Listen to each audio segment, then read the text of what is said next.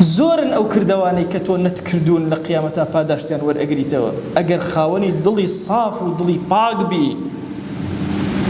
چەند جار مزگەوتێکی جوان دروستەکرا تۆ لێوە تێپەڕی تەمەنات کرد تۆ مزگەوتی وەکو ئەو مزگەوتە بکەی ئیرادەت کرد هەمت کرد فەقیرێکت بینی نەتوانی بیدەیتێ هەمت کرد بانخوازێکە بینی هەمت کرد تۆ وەکو ئەو بانخوازی بکەی هەموو ئەمانە ئەبێتە ئەجر و فەزیلە بۆ تۆ. خۆشەویست صلی الله عليه وسلم فەرمێ چوار کەس لە دنیاە هەن یەکێکیان ماڵیشی هەیە و علمیشی هەیە ماڵیشی بەخشێ و علمیشی بەخشێ جۆری دووەمیان هیچیانی نییە هیچ نە ماڵی هەیە نە علم بەس هەم ئەکا دائیمە ئاخ علمم هەبوایە خزمەتم پێ بکردایە ئەهلی قورئان بوومایە و خەڵکم فێر کردایە هەم بوایە بمبەخشایە وەکو ئەم عالەمە